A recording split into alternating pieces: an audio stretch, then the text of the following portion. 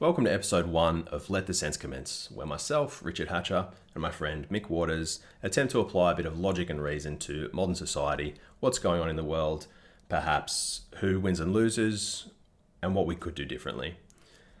The conversation you're about to listen to, the audio quality is not amazing. I thought I'd booked a recording studio, but on arrival it turned out I booked a venue 30 minutes away, so we recorded it on my phone. The nature of the conversation is fairly cursory, fairly light, quite entertaining. Myself and Mick both have quite varied work histories and experiences, but we both share a passion for the concept of fairness in our society, and I think you'll enjoy this discussion. There's no ads, there's a few pen clicks, which won't exist in the next one. Enjoy. All right, here we are. First episode of Yet to Be Named podcast. Absolutely. I'm Richard Hatcher, and we have Mick Waters. We are concerned with the state of the world, Australia's place in the world, our place in the world, and potentially your place in the world. Yeah, I mean, why would someone want to enforce, hoist another podcast onto the world? I think what we wanted to do was to talk about, unpack, analyse, reflect, apply a bit of our learnings, a bit of our understandings about the world around us, the currents we swim in, and hopefully you take a bit of resonance. If not, turn it off. That's fine. That's fine. Didn't ask you to be here anyway. So my comrade Mick, he's got a rather lengthy list of topics that he was very interested in discussing this evening. Yeah. I'm of the older cohort, so I write things down and make lists in books. That's the sound of a book. The young ones. The selection of some of the things going on, some of the topics that are swirling around in the world, some of the noise out there. AI is big. Mate, it's never been bigger. It's bubbling. The intangible pretend wealth of the stock market lost $600 billion yesterday because of insanity. Because of AI. Yeah, insanity. I mean, it just shows that it's a bubble inside another bubble, and the whole concept of wealth is make believe. But we've got to talk about it. Yeah, I mean, that's an interesting concept, Michael. Make believe. I mean, it works though. I mean, I guess to the billionaires, their bank accounts are real enough to afford them a very high standard of living and a lot of control over us. Yeah. Oh, yeah. We're the serfs, no doubt. So AI, want to talk about that, and being the serfs, being the people that work for a living, what will the impact be of AI be on the serfs, be on the working people? Is it another industrial revolution? Is it another revolution of sorts? I'm not a big fan of revolution, probably the Cuban and the Russian, French, because the royals got their heads chopped off. So any revolution where royals lose their head are my favourites. So if AI is going to be one of them, then I'm all for it. Yeah, okay. Yeah, I definitely think someone's going to be losing their heads. Time will tell. Time will tell. So we'll try to talk about AI. Also, because we are humble people making our way in the world, we work, we get money, we exchange it for goods and services. Quickly overnight, we realise that money's not worth as much as it used to be. We want to talk about inflation. What is it? What does it do? The good, the bad. Is it something that rich people need to worry about, or something that poor people need to worry about? Oh, great question. Or all of the above. And then if we got to it, because why not? The Tangerine Man. We are not the 52nd or 57th state of America, but they are the world leaders as far as finance, Culture, Western culture, aggression, and where like the foie gras gooses were being force-fed it. For those who don't know, unfortunately, I was introduced to this concept last week by Mick. So apparently French tradition, overfeed a goose fat until it dies. And Corn, fat. It's not just a French thing. I think it maybe is a Roman or Greek, or either way, the gooses did not opt into it. Yeah. And we can't they're probably not rapt about it. Yeah. But we're consuming US culture like the foie gras goose. We are, and we're getting sick. And I think that's it. Yeah. That's it. Yeah. I'm with you. So, Michael, maybe do we want to kick it off talking about the Orange Man? His recent ascent to the highest office on planet Earth, and the universe, and then the known universe. Although, mate, there's a lot of drones, UAPs kicking around. We'll get to that in another episode, perhaps. Trump's vowed to release all the documentation and all the history of all the classified UAP stuff. That's very interesting. But what does his ascent to... What's UAP? Unidentified aerial phenomena. I thought it was UFO. It can be. Okay. Yeah, it's like, you know how climate change became global warming and then global heating? And then it was about Man-Bear Pig? Man-Bear Pig? I missed that. What's It was a South Park episode with Al Gore. Okay. Yeah. It was a parody on Al Gore. Okay. Bless his heart. Yeah, good man narrowly lost the 2000 election. Or did he? That's a conversation for there's another more day. to it. Yeah. Okay. Trump.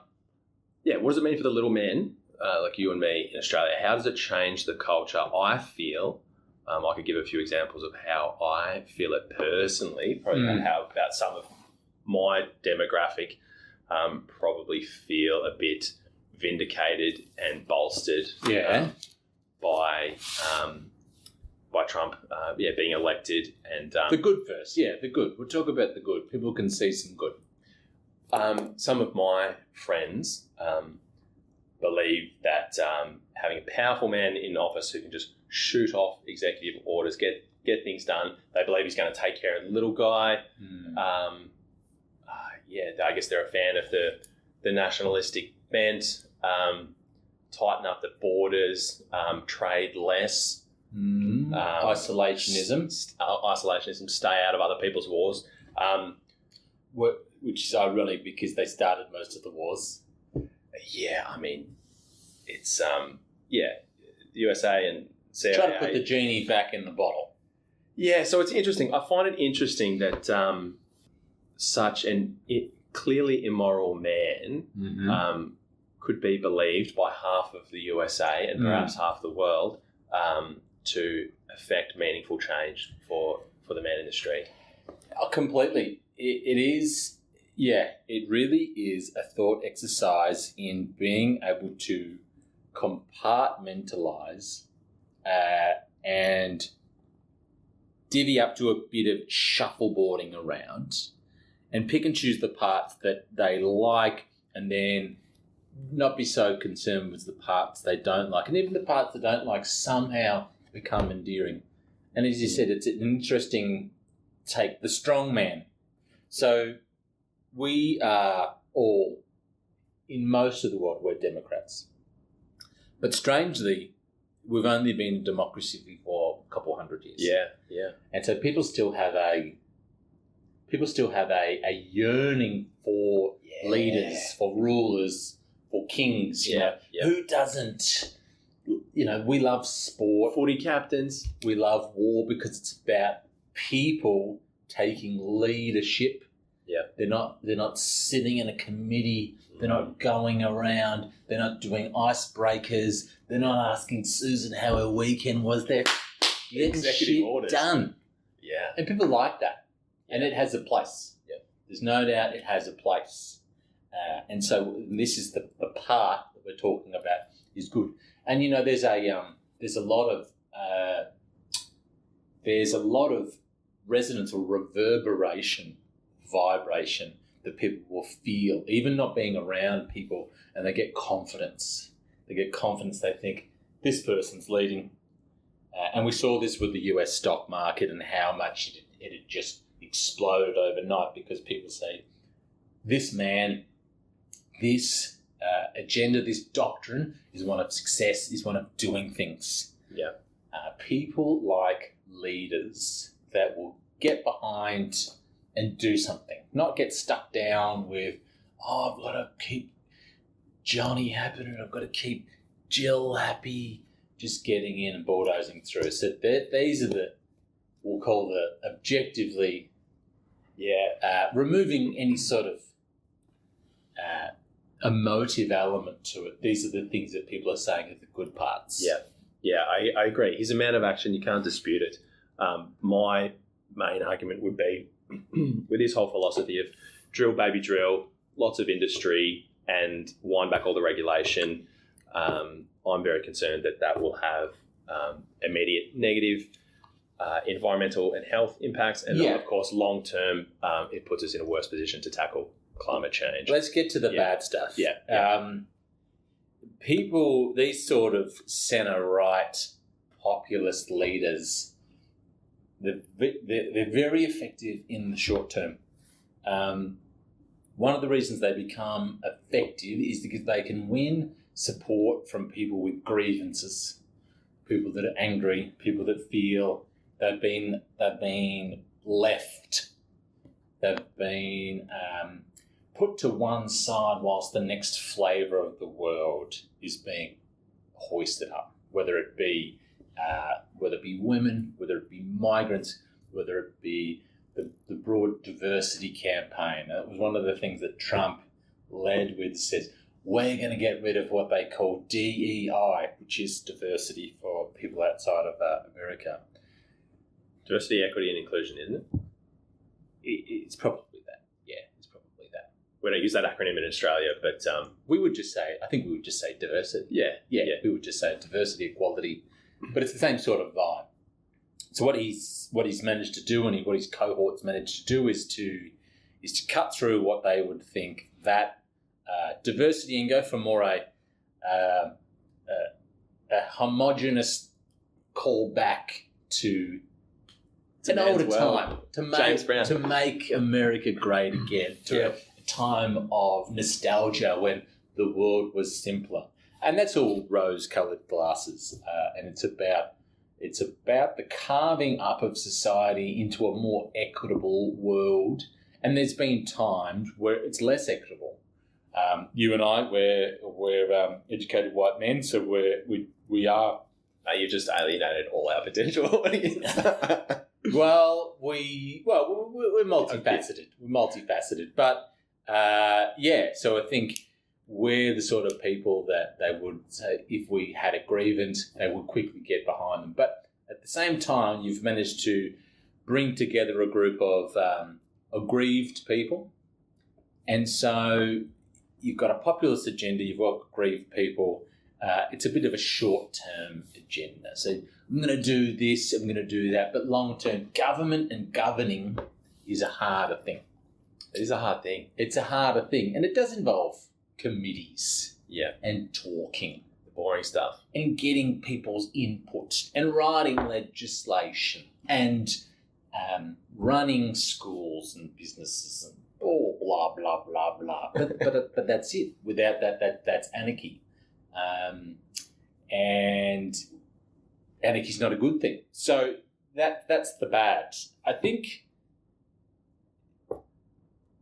we did. I don't know whether we talked about it or not, but one of the things we wanted to say about, we were going to call this "How Did We Get Here?" This episode, "How Did We Get Here?" And how did Trump get here? And it is quite interesting. We spoke about some of those those groups that got there. And why do we talk about America so much? And America it's like a soap opera, but it's a mirror. It's something to reflect on the rest of the Western and any sort of the world that's looking for individualism or capitalism or breaking outside a feudalist system. And they got it because they voted for him. That's what they wanted. Yeah, I mean, you wind the clock back a few years, you have our information landscape becoming very heavily polluted. The Cambridge Analytica stuff on Facebook, a small number of wealthy individuals setting the tone for most commercial media. infiltration, a bit of foreign interference, foreign agents trying to muddy the waters of the media content we consume, even competing narratives, so just to confuse people. But it's sort of like there's more information than ever before. The information landscape is increasingly, oligopolized. And getting the facts, getting non-partisan, factual, helpful information is tough. It is tough, and I think it's an interesting point because we didn't have the internet, and then we had it, and it wasn't long after having it that it became a toilet scope. And you can find anything on there. And is it absolutely in highly politicized discourses like the Russia-Ukraine war or the recent US elections or other elections? There's been foreign actors, often from far east of Europe, we'll say, and their intent is not to achieve anything but sow misinformation, disinformation, destabilise, create confusion, to create chaos. But you know what? I look at my neighbourhood Facebook page, and it's pretty rough. It is just as rough. People unchecked can be a pretty ragged bunch. Yeah, we need oversight. We need something because we've evolved, but we haven't evolved too far. We all wear pants and shirts and clothes sometimes. Thank God. But we have tribalistic, no escaping, pre-human impulses. Yeah, well, what's the quote? Like, we've got prehistoric biology and medieval institutions and godlike technology. So these sort of populist leaders are very, very, very good. They're very smart. Well, I mean, we were talking about this before. There's the intelligentsia, and then there's the angry, the mob, the angry, aggrieved, enraged, mobilised, disaffected, radicalised, disenfranchised, ready. They've got the sticks with fires on the end, torches, and they need someone to say, go that way. Yeah, they need, or I don't know if needs the word, but they respond to someone pointing the finger and saying, it's these guys. Yeah. It's them. It's a tribalistic thing. It's a kinship. One of the many, many theories of the different religions is that they were created as an organising system, because the concept of there being nothing, just humans having to procreate and get on and feed themselves and wash themselves, was just so mundane. Yeah, I mean, I think it was probably an iterative process, because, I mean, religion's been around as long as modern humans have been around. We've always had mythology, and mythologies are always splintering. But the people wanted to subjugate themselves to something. It seems that way. They wanted to offer themselves. Was it the sun god, or the god that lives in the chimneys, or the god of the wheat, or the god of wine? Yeah. Someone I could get behind, Dionysus. So we can handle what we can't control, right? Or we don't want that. We want to opt out of making lots of decisions. So there's a yearning. Some of us yearn towards participating in a system, having input in the system, and then some of us might yearn to being told what to do. So true. Being told what to do. And crudely, there's words for it. We don't want to sort of bucket everybody, but it's if we call one side democracy and one side fascism. Never neatly distributed, but that's the sort of dichotomy. Is, do I want to participate in the system? Do I want to make a decision on something. Do I want to be... And there's a burden on that. Making a decision means you've got to be informed. Am I making the right choice? How many choices do I have? Are they the right choices? It's an interesting philosophical point you make there. To make a decision, you have to be informed, because I would say that many decisions made by many people are made off the back of incorrect or little information. And a lot of that's intentional. A lot of that is feeding people the wrong information or giving them the illusion of choice in a democracy. So back to how did we get here? Well, I don't know. I didn't vote for. I didn't vote for The bad guys. the Tangerine Man. And also, who am I? I don't know. I don't know what their motivations were. Well, but I think life is just bad for a lot of people, especially in the States. Like wealth inequality there is crazy. yeah. The wealth, it's very top heavy. A lot of people are having a bad time, and that they just.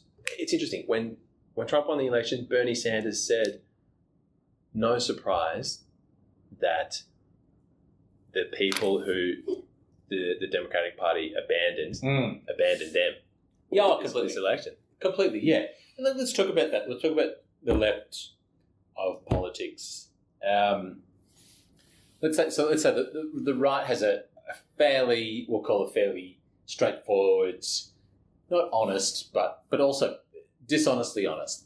The playbook's the same. You know what to expect. They're going to cut costs. Yeah, it's fear. It's the other. That other might be communists. It might be immigrants. Yeah, it might be pick a cover. Yeah. Pick something. It's about you better vote for me, otherwise they're going to take what you have. Absolutely, and economically as well. Like it's always cut government spending, cut services. Be independent. Small government. Yeah. Whilst at the back door, the money's being funneled out to their all their mates. Yeah. Socialism for the right. Socialism is a terrible idea unless socialism is being funneled to their mates. So it's sort of the converse of that. The left on the other side is a bit more complicated because the left is a funny thing, right? The left.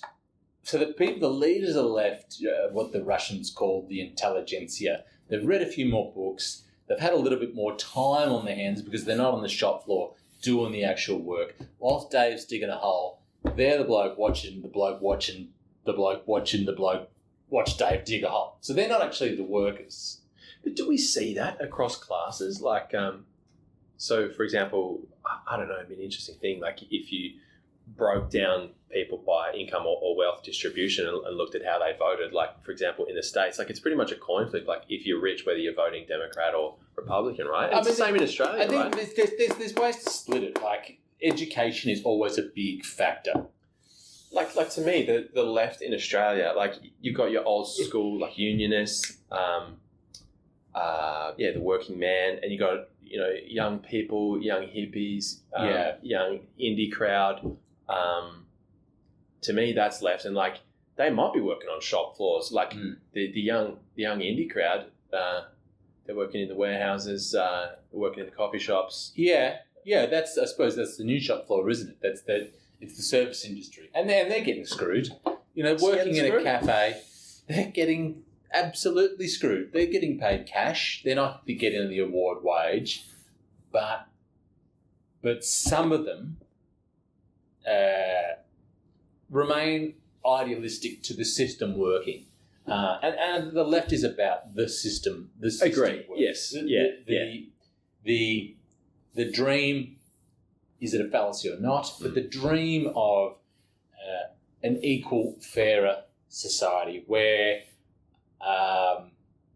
obviously there's different flavours and different spectrums to the left. The very far left, and the very very far right touch each other. They hold each other's hands. It's a circle. But the very far left, workers, communes, everyone... communistic controlled economies. The centre left is a bit more, if I work, I should be rewarded for that work. But at the same time, I'm going to sacrifice some of what I earn to give back to the world. So it's a bit more complex. And of course, there's layers and layers of complexity on top of that. So the right, bless their hearts, pretty straightforward. Good on them. They're going to rush a touchdown every single time. The left is more complicated. Their playbook is lots more shades of grey, complexities. There's different variables. They are the ones burying themselves in committees, asking the questions, seeking feedback, trying to make things better, trying to go after the bigger problems. Yeah. But not succeeding. Yeah. And the big problems are hard. Yeah. And then when they get bogged down and they don't achieve much, and then the right says, well, we achieved what we were trying to achieve because they were trying to get to level 1. Yeah. And they got there. Yeah. Left's trying to get to level 19. They never got there. They got to 1.5. Yeah, and some of the big infrastructure projects or big society-wide projects that the left or centre-left might try and implement. I was watching a doco on this on some of Joe Biden's legacy. Okay. He's investing a lot in industry in small towns where they've previously lost a lot of industry. Yeah. A lot of that benefit won't show for a decade. Yeah, completely. A couple examples in Australia. The NDIS and the NBN, 2N and projects, huge, ambitious, billions of dollars. NDIS, completely noble in its objectives. People born with conditions, mental, physical, needing a bit of assistance so that they can maintain their own dignity. Such a noble thing. For many years, these people just were sent to an asylum or got a lobotomy or something horrible. That was a long time ago. But this is about trying to give them dignity, trying to live out their life in comfort, trying to participate in society if they choose to. Quite big. The NBN as well. Huge infrastructure project, lots of touch points, lots of holes, lots of cable, lots of people to bring technology forward. US, we'll talk about Obamacare as well. Huge, groundbreaking stuff. Let's give the rights agenda. Stop the boats. Simple slogan. Simple slogan. Wins the simple election. objective. Yeah. What does success look like for the right? There are boats. Yep. That's not success. There are no boats. That's success. Yeah. What does success look for the left? A world where people previously lived without dignity can live with, it's not a measurable thing. It's not as easy. You don't just tick the boxes. Yeah. And as you said, they're ambitious objectives, they're ambitious goals, and someone's got to do it. Yeah. Someone's got to do it, but it's also tiresome. People get sick of it. Yeah. People get sick of the reform agenda, like in Victoria. The Victorian government has bankrupted themselves on infrastructure projects. They're all great. Yeah. They've run their course. Yeah. People are tired of rail replacement buses and diversions and trains being held up for whatever reason. Projects saying, we'll be done next week, which is 2035. Yeah. People can tire of that. Interesting, Michael. Hearing you talk about this, it probably brings me to a pet topic of mine, which is unsustainable growth. And some of these infrastructure projects that we see that are important and perhaps essential, to me, they're partly, obviously we need to upgrade all our systems over time. Things break, you want to make things better the second time around. But also, in my view, we have a situation whereby we're always catering to an ever larger number of people, and when we don't exist in a steady state where the population replaces itself, and we have roughly the same population generation to generation, we have pretty extreme growth. So it's hard to know what to cater for. Everything's always a band-aid solution. We've got to do controversial. We've got to do a whole other episode on this. Of course, very controversial. Got to do a whole other episode on this. We're going to park that one. But one of the other things that if we get to one other thing in this topic, and we might do. Let's move to AI because it's something I don't know. You know more about it than this because you're a hip young. I'm just fascinated. Technophile. I'm just fascinated. I think it's definitely interesting. I'm skeptical because I'm not so sort of skeptical about the utility of it because I can definitely see the utility of it. Skeptical. That's a good word. Let's coin that. That's the name of the podcast. Skeptical. Done. That's it. We knew it had come to us. Skeptical. All right, you're skeptical about AI. Skeptical about AI because two reasons. Two reasons. Is it going to be used for good or bad? That's skepticism number one. Skepticism number two is how universal will it be? So I live and thrive in country Australia, and I love it because I'm a man. I love many cultures. I've travelled the world and lived in other parts of the world, but there's a simplicity and a stillness about the country, about the bush, about nature. Yeah. And I could go to places in 2025 in country Victoria, country Australia, and the technology that they're living off would be a hark back to 1970. They might have a landline. This still exists. They might have a landline. They won't have the internet. They'll have TV. So technology, this is skeptical. Number two is its supremacy that it's said it's going to be. So one, will it be used for good or bad? Two, skepticalism is what will be its proliferation? Yeah. These are topics that are deeply fascinating to me, Michael, and I certainly don't have any grand insight on the matter. I have my own ideas, which are in part informed by some experts. I'm a big fan of Nick Bostrom, who I may have mentioned. He's written a book, Superintelligence. It's so interesting. Will it be used for good or evil? I think it's probably useful to think about what other technologies. I don't know. I didn't say evil. I said bad. Sorry.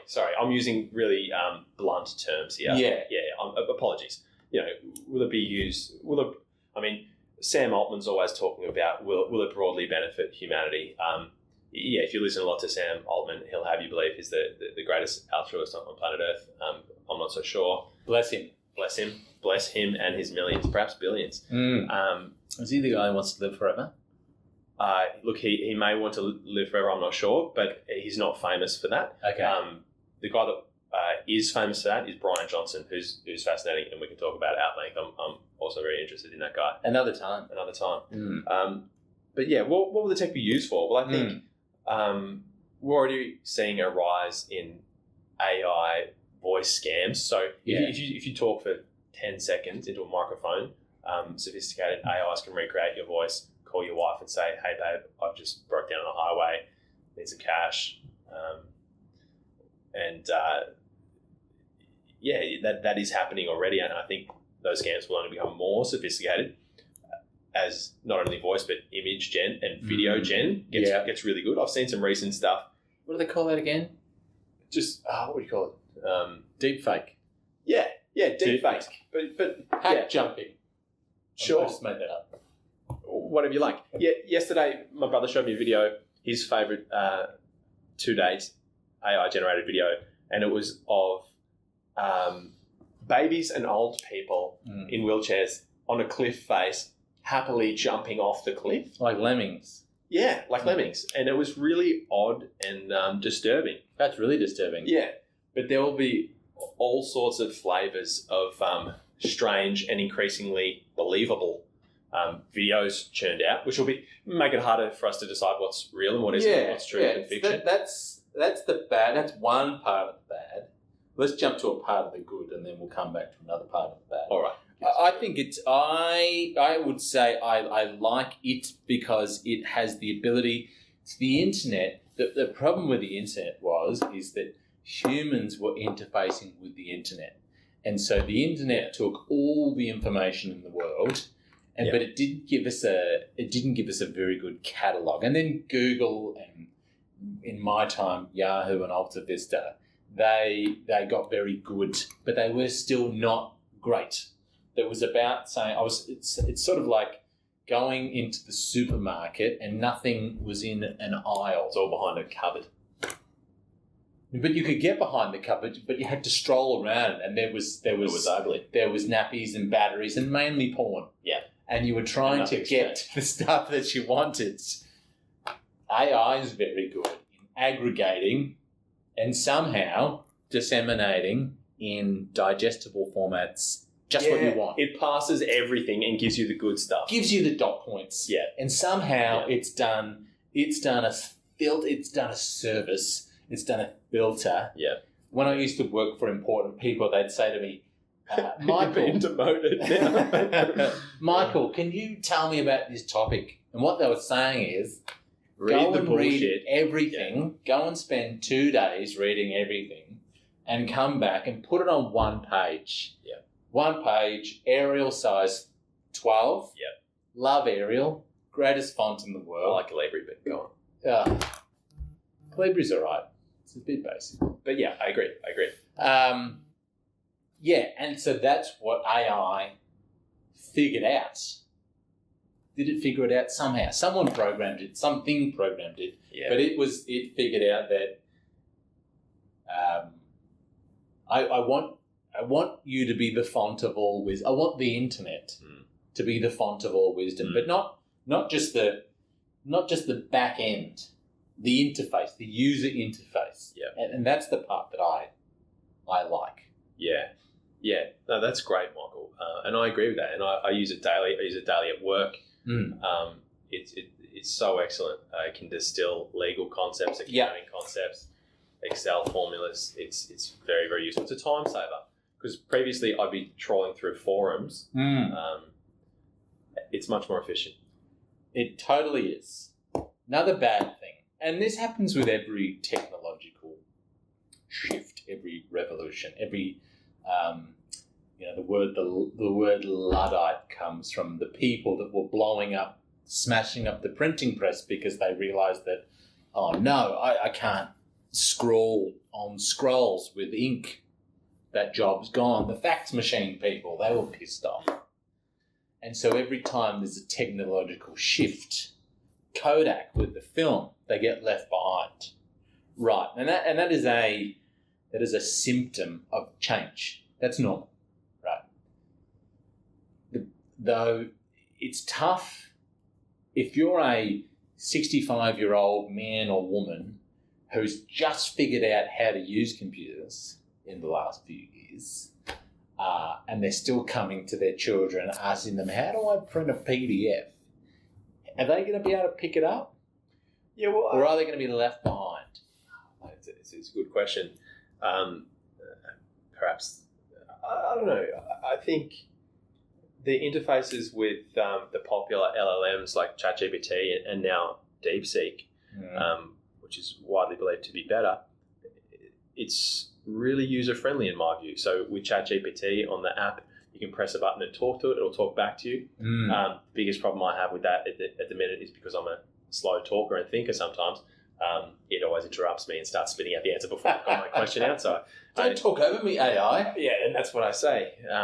So that needs to be refined a little bit. You need to be refined. Well, that is true. You can talk to it, you can type to it. It's really good at distilling your intention. And I'm very impressed with it so far. But I see it as such an iterative process, and where we are now will be somewhere different in a year. Oh, completely. We're not even at base camp. Yeah. Using the Mount Everest analogy. Yeah. I'm not even cold. I'm in shorts and t-shirt. That's right. We're still in Kathmandu. Sure. Wearing a vest. a brightly coloured vest.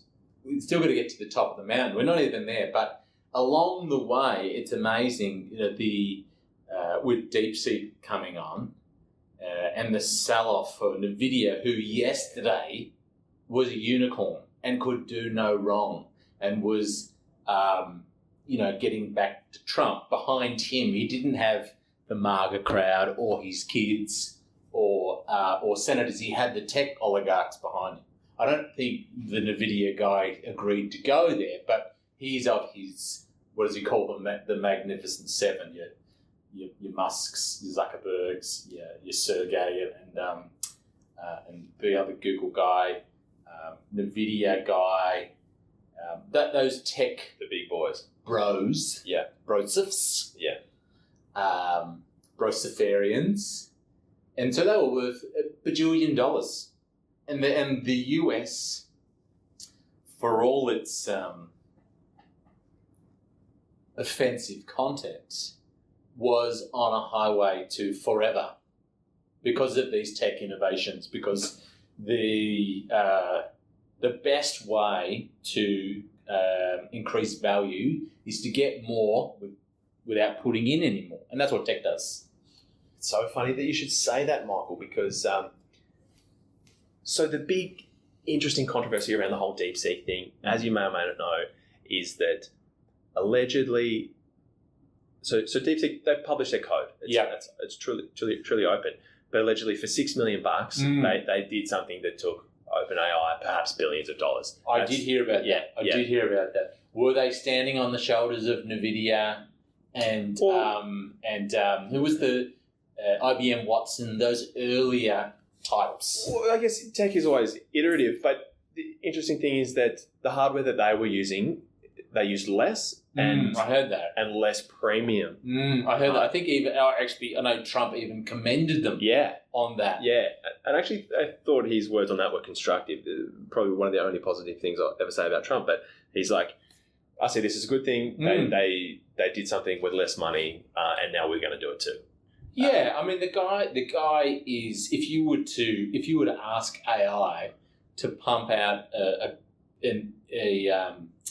a post-emotion, post-ethics, post-feeling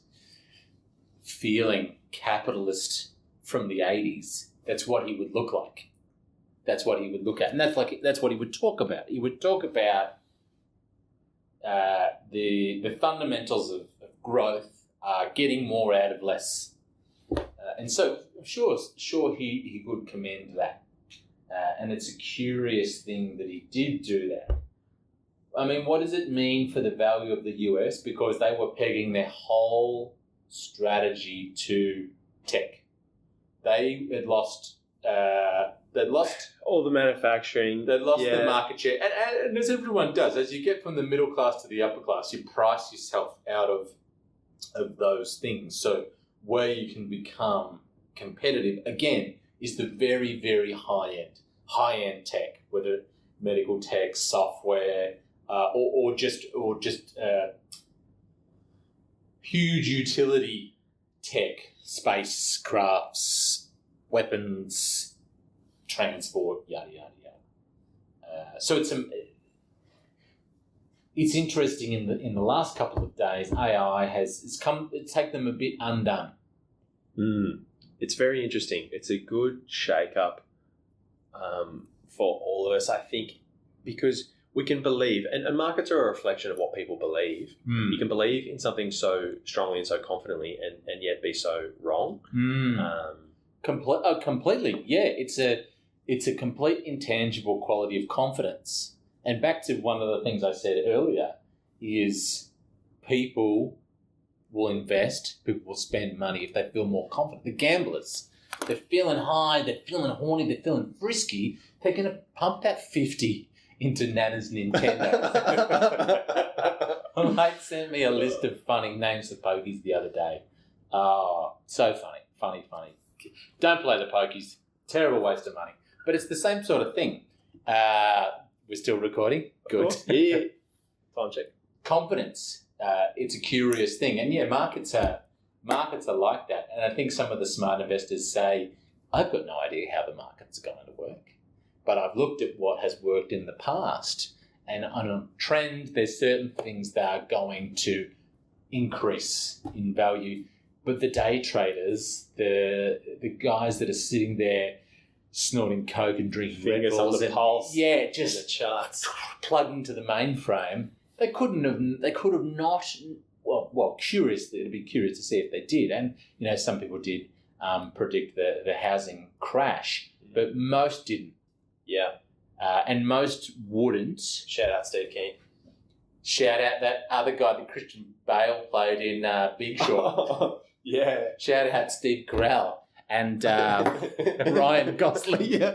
I'm sure they were based on real people. Ryan Gosling's, that skit he does in Big Short where he's got the Jenga blocks. Have you seen I that have one? seen it. It's been some years. Double E, Catch It, Dog Shit. Great movie. Fantastic movie. I'm going to watch it tonight. People that make movies where it's incredibly smart, like Big Short, Moneyball, Margin Call. Have you seen Margin Call? Yes. In fact, I may be confusing Margin Call with Big Short. Big Short is Steve Carell, I've seen it. Christian Bale, Brad Pitt. I've seen it. Well, the problem is Brad Pitt's in everything. So he's in Moneyball, and he's brilliant in that. Moneyball is great. Moneyball's great. Jonah Hill is great in Moneyball. Anyway, people that can make funny, smart movies about complex topics need to be given lifelong chocolate frogs every day. And more Netflix deals because Netflix is full of garbage. Netflix is the toilet, but I was watching, I love House of Cards. I love political shows, and that's not a surprise. That's an incredible show. It's not a surprise. Really disappointing about Kevin Spacey. But you know what? I watched it again, knowing Kevin Spacey. And it made it He's better. a creep. Made it so much better. It's a bit like watching Star Wars, knowing that Darth Vader is really crushing people's faces with the Force. Yeah. So when he goes up and he creeps on people and they recoil in disgust to think, it's kind of real. He's actually creeping them out. That's crazy. Yeah, so it feels real. What a fascinating concept. It is a fascinating concept because, you got to get off, and it's... I obviously don't want to be putting Trump and Kevin Spacey, although they are both convicted criminals. Is Kevin Spacey convicted? We'll look into that. We'll come back to that. We'll do that in episode 2. If we had a producer, they could check that. Yeah. But the bad guy, like, people love crimes. People love mob films like The Sopranos, The Godfather. Love it because people are existing out of this fucking suffocating constraints of morality and conformity that everyone lives in. But these guys they're living by their own code. The Knights of the Round Table or the Planeteers or the Teenage Mutant Ninja Turtles or something. They're operating outside in their own sphere of existence. So, yeah, House of Cards, watch House of Cards, knowing that Kevin Spacey is a creep, because the House of Cards is a long continuum. The US one is about the Democrats being bad, and that was a clever spin on it, which was actually based on a British show about the Tories, about the Conservative Party, and that's a bit more, they're you would think they're, straight evil, normal evil, and it was based on a guy who was a chief of staff in Margaret Thatcher's office, and she, in my view, had a few regressive interests. But anyway, I cannot recall how we got here. I'm not sure either. Yeah, it was a wide-ranging loop. We touched on a few movies. We started with, because we're talking about economics, we're talking about Big Short, Margin Call, then we got onto Moneyball, actors. AI. We were on AI. We were on AI. We were on AI, and we were on the bubble of AI, and perhaps that's where we should start to wrap it up. Sure, but yeah, we can call it there. I've enjoyed this conversation, Michael, and looking forward to the next one. That's a good format, I think. What did we call it? Skepticables. I think that's a good working title, and 2 topics is probably enough. Yeah. Thanks for listening. If you did, till next time. Mick and Rick, Skepticables.